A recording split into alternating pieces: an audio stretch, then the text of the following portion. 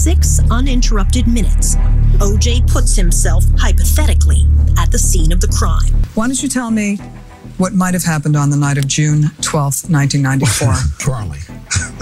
You park in the hypothetical in the alley. Right. You park in the alley. Yeah. And you put on a wool cap and gloves. In the hypothetical, I put on a cap and gloves. Right. Yeah. You reached under the seat for? A knife. I always kept a knife in the car for the crazies and stuff because you can't travel with a gun. And I remember Charlie saying, "You ain't bringing that." And I didn't, right? But I believe he took it. Charlie took the knife? Yeah. In the book. Yeah.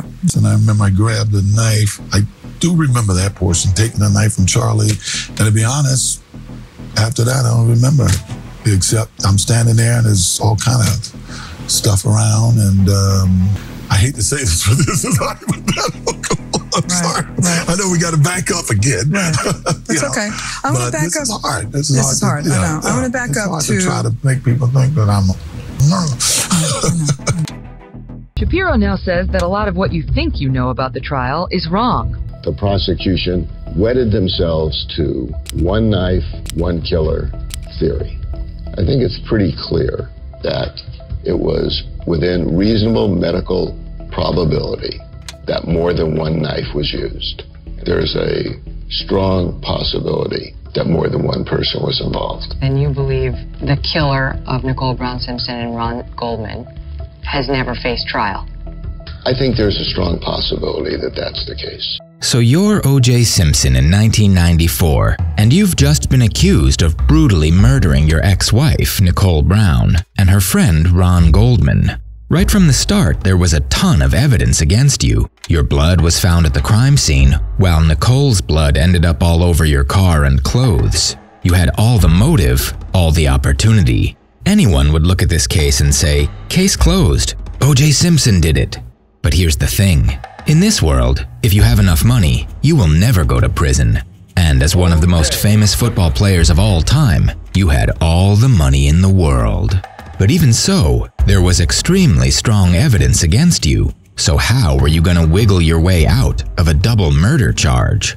Luckily, you had 3 things going for you. 1, you were able to put together the dream team of the very best lawyers. 2, there were some wild racial tensions of the time, which lets you play the race card. And 3, while everyone's eyes were fixated on you, no one stopped to think that there might have been a second killer alongside you. That's right, there was a second killer that has escaped the public's consciousness to this very day. And this would be your ace in the hole. And so, you and your lawyers put together the greatest defense plan ever to manipulate the jury into saying, "Not guilty of the crime of murder." The next 17 months would go down as the trial of the century, and you as the luckiest man alive. And how are we so sure as to all of this? Because years after you got acquitted, you decided to write a book entitled, "If I Did It." It was gonna be a global bestseller. Never before had anyone written a murder confession to a murder they got acquitted for. But obviously the victims' families were furious that you were trying to profit off of murdering their loved ones, so your book never got published. Your confession would stay a secret. That was until 2007, when a Florida court ruled to give your book to the Goldman family. Once they read it, they knew it had to be published. It was as close to a confession as they would ever get. And so on September 13th, 2007, If I Did It was made public. Except they made the word "if" very tiny on the book cover. And what it revealed was truly shocking. Welcome to How to Get Away With It. And this is how O.J. Simpson got away with it.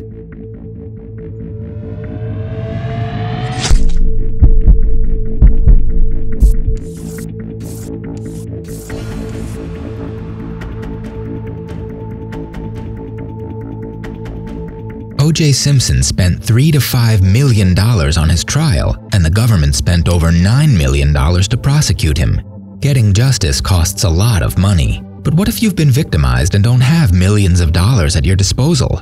Well, that's where Morgan & Morgan comes in.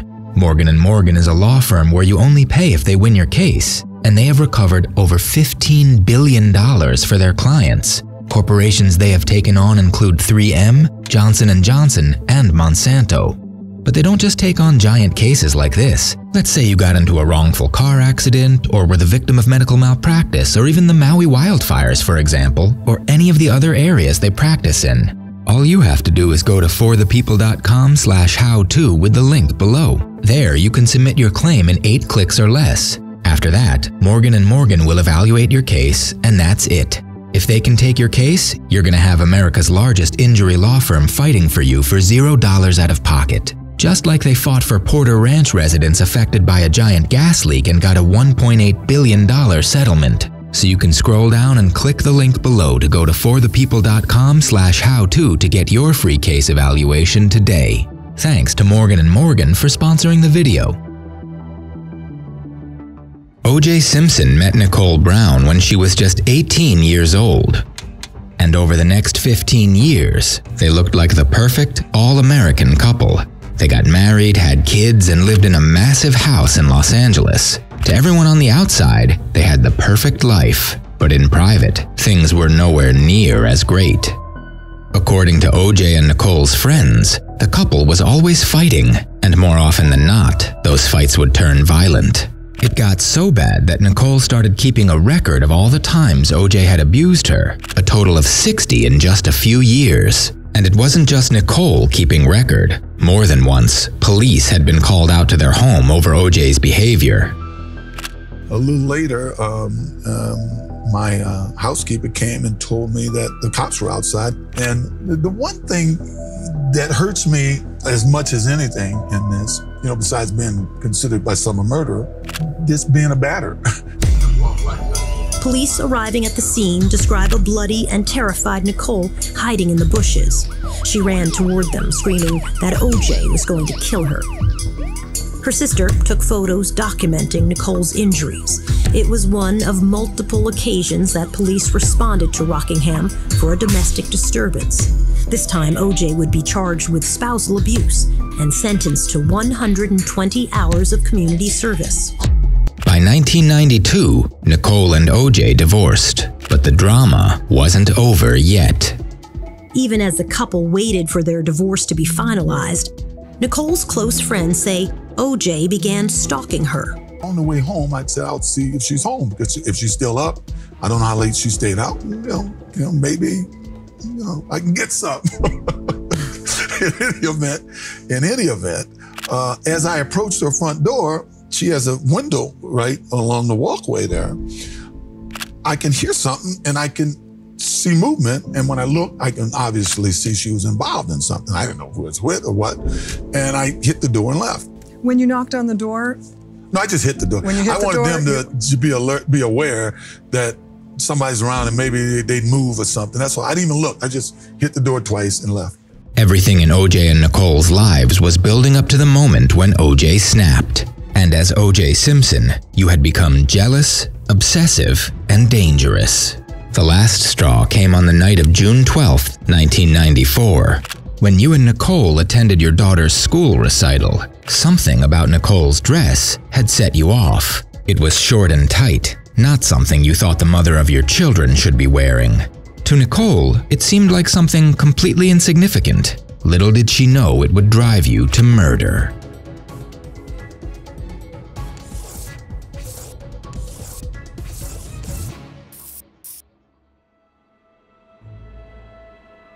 After the recital, Nicole and her family went out to a restaurant with her kids, where her mom accidentally left her glasses behind. One of the waiters at the restaurant, Ron Goldman, knew Nicole and offered to go by her house to drop it off. Less than an hour later, they were both dead, and you were the #1 suspect. But how did you do it?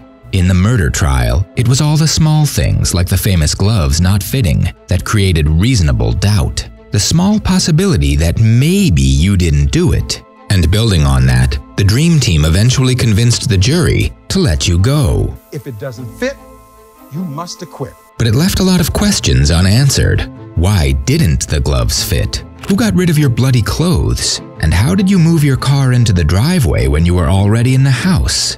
The secret lies in the one thing neither you nor your lawyers mentioned throughout the trial, and everyone overlooked: Charlie. the second killer that everyone somehow overlooked. So let's go over a minute-by-minute account of how the actual murder went down now.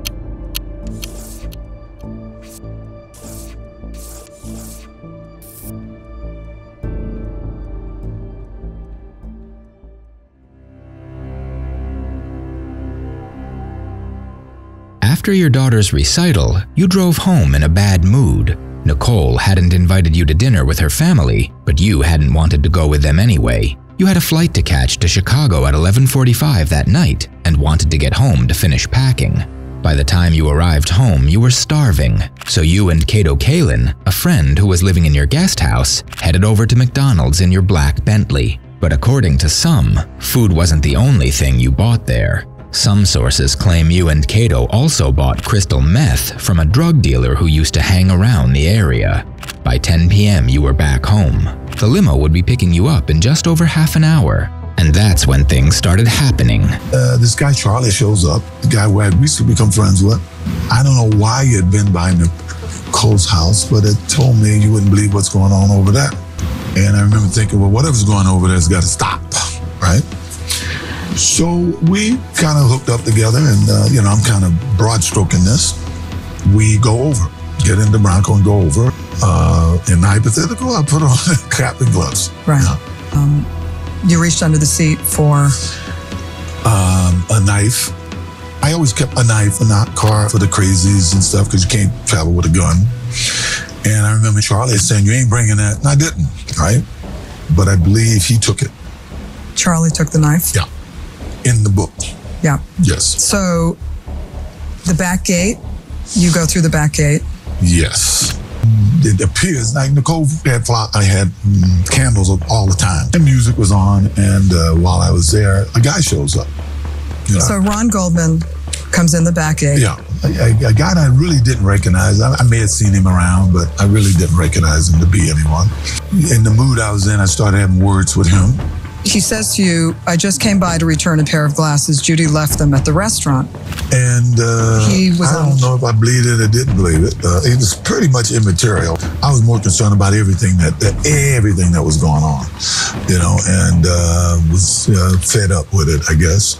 Got a little loud, and by that time, Nicole had come out, and we started having words about who is this guy, why is he here, what's going on. And she says, this is my house, get the F out of here. Which I didn't like. If you read the book, you'll see some things that happened in the 2 weeks leading up to this that were very, very irritating, And I think Charlie had followed this guy in, wanted to make sure it was no problem, and he brought the knife. As things got heated, I just remember Nicole fell and hurt herself. And this guy kind of got into a karate thing.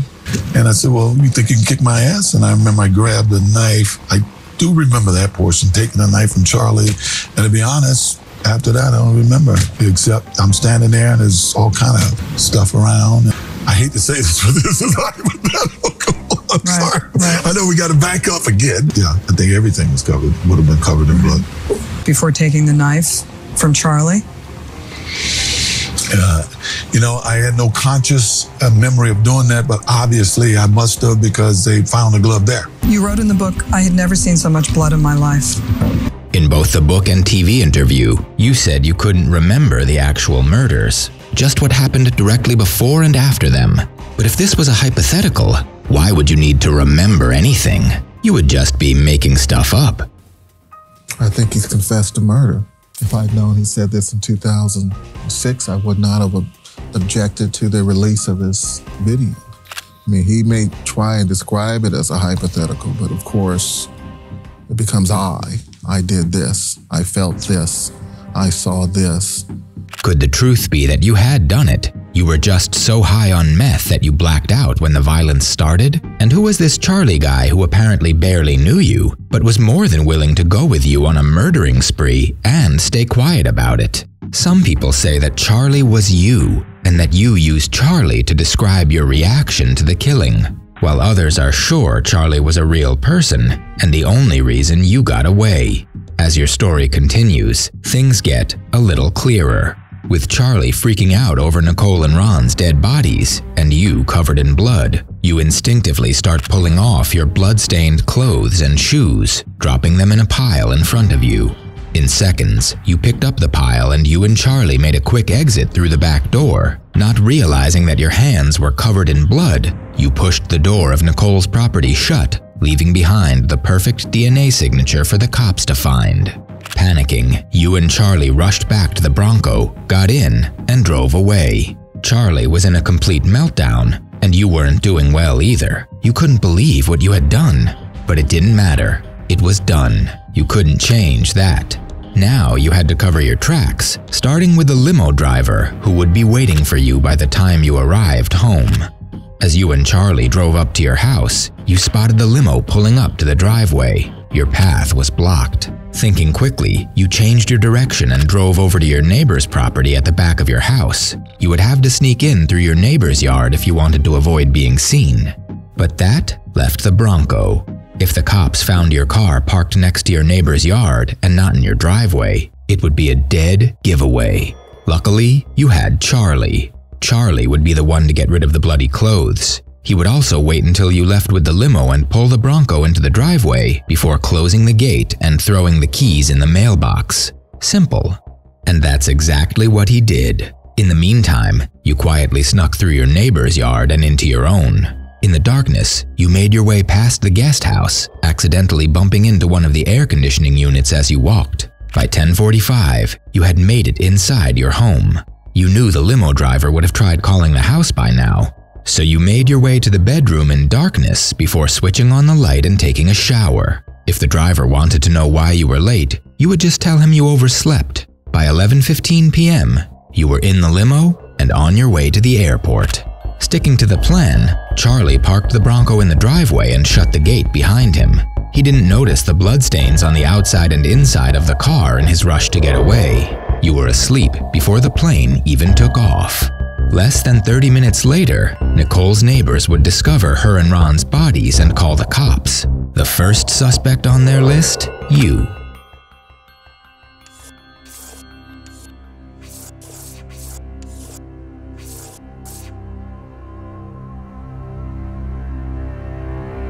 Within hours of their investigation, police had narrowed down their suspects to one man, you.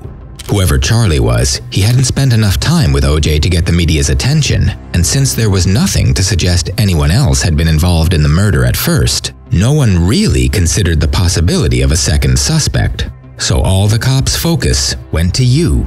At just after 5 a.m. on June 15, 1994, police officers were sent to your house to inform you of your wife's murder. As the cops rang the bell, they spotted your Bronco parked at a weird angle on the driveway, with a very obvious bloodstain on the driver's door handle. Something wasn't right. Taking the blood as their cue to investigate, the cops jumped over the wall and entered the premises. Soon after, they ran into Cato, who confirmed the Bronco belonged to you and that you had left for Chicago the night before. Searching the premises for any possible evidence, the cops came across a blood-stained right-hand glove that matched the one at the scene of Nicole and Ron's murders. It was the most obvious sign that you had to be guilty. In shock, and in a rush to get to the airport, you had dropped your glove on the ground without realizing it. So while police called you in your Chicago hotel room to inform you of your wife's death, they were also deciding whether or not they had enough to arrest you yet. Early the next morning, OJ was awakened in his Chicago hotel room by a call from the LAPD. To my knowledge, really, when I got the call the next morning, and this is the truth, next morning saying that Nicole had been murdered, was killed, was dead. I kept saying, "What do you mean dead?" Went in the bathroom and it was dawning on me. I didn't really throw a glass. I just was, and when I was putting it down, it just smashed, Police believed that the cuts on OJ's hand probably came from the fingernails of one of his victims. Lawyer and my assistant picked me up at the airport, and we're driving, and my lawyer wants me to go to his office. We need to get to the office. We need to discuss what's going on. And I said, no, I spoke to the police officer. And I told him, he told me they needed to see me and for me to get home as quick as I can. And I said, no, take me to the house. I will talk to them. I'll do anything I could do to help them solve this case. Yeah. And you said in there I needed to know what they knew. Yeah. With the glove, blood on the Bronco, and blood discovered on Nicole's back gate, police had everything they needed to issue an arrest warrant. It was agreed that OJ would turn himself in at 11 a.m. on June 17th. And then I told AC, they were waiting to take me to the jail. I said, AC, take me to her gravesite. Take me to her house, but when we got there were cops everywhere, so I said, take me to her gravesite. 3 hours later, you were still in the wind, so the police designated you fugitive and a massive manhunt began to track you down. At some point that afternoon, you and your friend AC were finally spotted driving along LA's highways in AC's white Bronco, triggering a low-speed car chase that caught the entire country's attention. According to the cops, they couldn't block the Bronco because you were in the back with a gun to your head. It took over 2 hours for the car to finally come to a stop at your home. If you hadn't looked guilty before, you definitely did now. As soon as you got out of the Bronco, you were arrested and transferred to jail to await trial. O.J. Simpson, one of the greatest football players in history, was behind bars. All the evidence pointed to you being responsible for Nicole and Ron's deaths, and if you wanted any chance at getting away with it, you would need the very best lawyers you could find. Luckily, you had all the money in the world to put together a powerful legal defense. And so, 6 months after Nicole and Ron died, you and the Dream Team took your places for the murder trial of the century.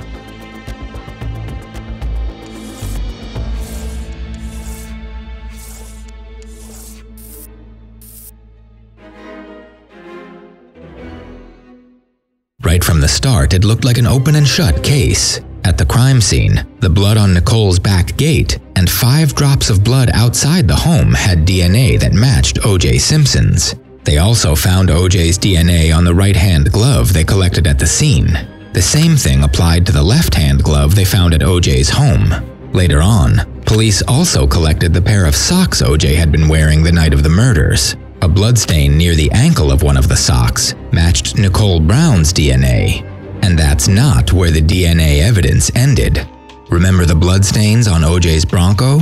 Tests done on the blood inside the car matched not just Nicole and O.J.'s DNA, but Ron Goldman's too. But that's not all.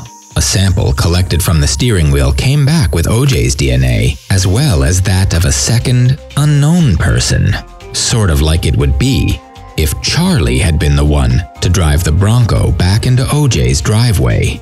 But since no one knew about a second killer yet, this evidence was disregarded. Blood found inside O.J.'s home also matched his DNA, proving that he had been cut long before he arrived in Chicago. And then there were the witnesses. Cato Kalin had heard weird noises outside his room around the same time O.J. said he had hypothetically been sneaking back onto his property. A little later, the limo driver saw a 6-foot, 200-pound man in dark clothes walk across the driveway of O.J.'s house just minutes before the lights in O.J.'s bedroom went on and he woke up. All of this evidence, combined with O.J.'s history of violence against Nicole, the fact that investigators found O.J.'s hair on Ron Goldman's shirt, and the bloody footprints matched O.J.'s foot size exactly, seemed like more than enough to convince any jury that he was guilty. It looked like the easiest murder trial ever. But O.J. wasn't paying his team of lawyers millions of dollars for nothing, and they had the perfect plan to get him out.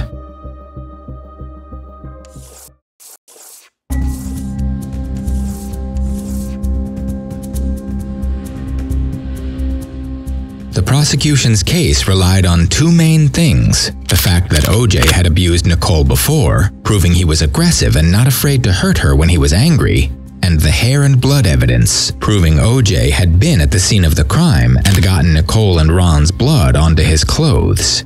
If the defense wanted to get O.J. free, they would have to get the jury to doubt everything the prosecution said. They had to doubt whether O.J. had really abused Nicole, and they had to doubt whether the DNA evidence was accurate. Turns out the first step of their plan wasn't even that hard. They hired a jury expert who specialized in helping lawyers identify the people most likely to side with their story. According to her, the defense's ideal juror would be an African-American woman with a high school education or less, Of the 12 jurors eventually chosen, half of them were African American women and 2 were African American men. Even though juries are asked to put aside their bias and decide based on facts, the defense knew that the average African American woman would find it hard to sympathize with Nicole. They would find it hard to connect the dots between domestic abuse and murder. They would also be more likely to like O.J. Simpson and want to believe his side of the story. The strategy worked so well that 2 of the female jurors were even heard saying Nicole had it coming.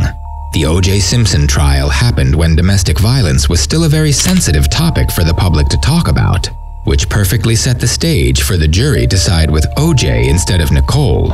But that wasn't all. By choosing a majority African American jury, the defense had also set the perfect foundation for breaking down the DNA evidence too.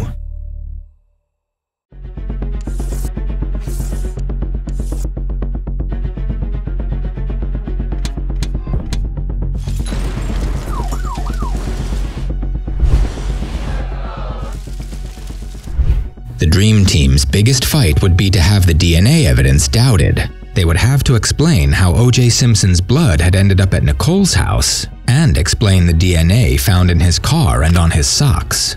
According to the defense, O.J. had simply cut his finger, which was why his blood was found in the car and in his home.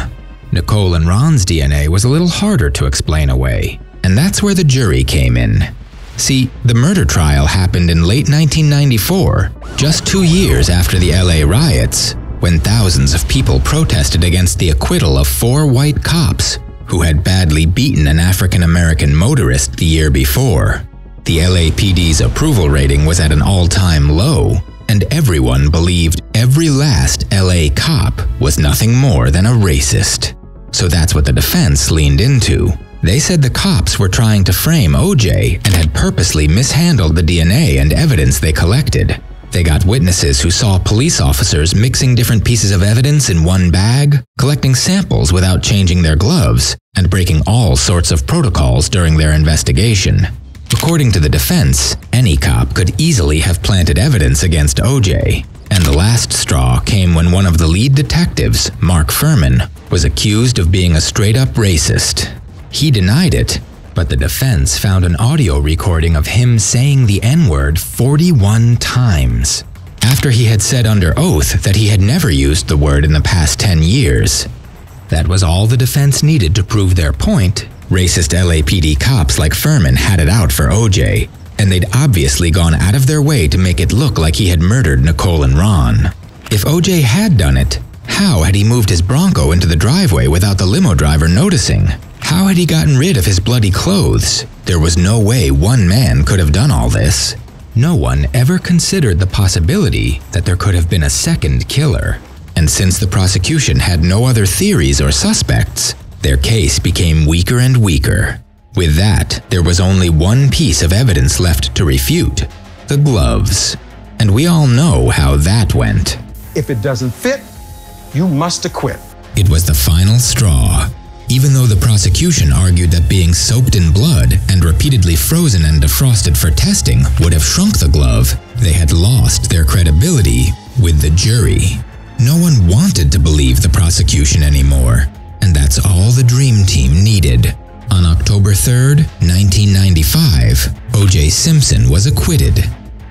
We, the jury, in the above entitled action, find the defendant, Orenthal James Simpson, not guilty of the crime of murder in violation of Penal Code Section 187A, a felony upon Nicole Brown Simpson, a human being, as charged in Count 1 of the information. It had taken the jury less than 4 hours to make a decision. Despite all the evidence, O.J. Simpson was a free man. And even though he was later found liable for Nicole and Ron's deaths in a civil trial, he had gotten away with it. O.J., the man who definitely did it, never served a single day of jail time for the murder of his ex-wife and Ron Goldman. Their brutal murders remain officially unsolved to this day.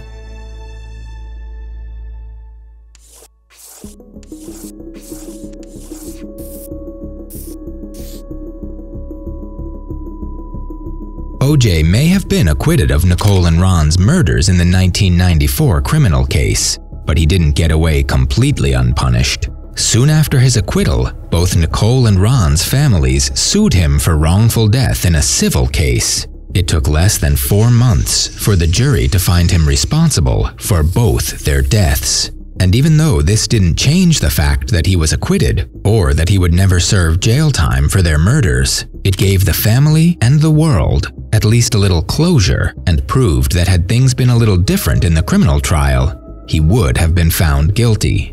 As part of the trial, the jury awarded the families $33.5 million in damages. But O.J. Simpson had just spent millions of dollars on getting away with murder, and there was no way he had $33.5 million to pay what he owed. Almost immediately after the trial, O.J. filed for bankruptcy and moved to Florida, one of the only states where his pension could not be seized.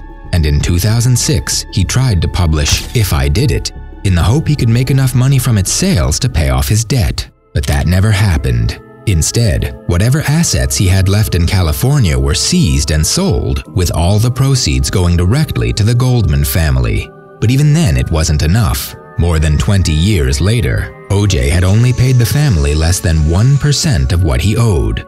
But that's not where the drama ends. O.J. had proven to be an impulsive, violent man, and since he got away with murder, he probably believed he could get away with anything else as well. As part of the settlement for the Goldman family, a lot of O.J.'s sports and personal memorabilia had been sold to collectors, and that didn't sit right with O.J. He believed they still rightfully belonged to him.